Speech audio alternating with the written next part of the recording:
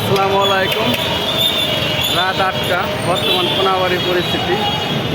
এখানে দেখেন মোটামুটি জ্যাম আছে। ওই যে গাড়িতে ঘুরাইতেছে আছে। এখন বর্তমান আছে মন্ত্রী মার্কেটের সামনে। যাই হোক, এই যে আজমিরি দেখতেছেন, এই আজমিরির পিছে আমরা যাই লক্ষ্য করে দেখি। এই আজমিরি গাড়ির পিছের অবস্থাটা একটু দেখেন। এই গাড়িটা কি করছে দেখেন, খালি দেখতে পাই নাই। দেখেন আমি যাচ্ছি আপনাকে, আপনারা খালি কোন যে আজমিরির উপরে তো আমি খেপাকে।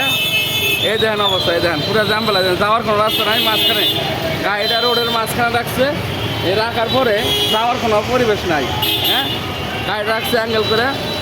এই দেন পুরো রাস্তা ব্লক। এই যে অবস্থা, এইভাবে গাড়ি রাখছে।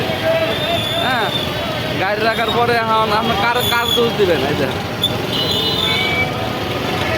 শুধু একটা গাড়ির জন্য, শুধু একটা গাড়ির জন্য আপনার পিছন সাইডে পুরো ব্লক। এখন কি করা যায় বলেন? আরে কি করবেন, কেমনে কি কিছু মাথা আসতেছে না। এই দেখেন পুরা রাস্তা দেন কোনাবাড়ি। হ্যাঁ, একবারে পুরো রাস্তা।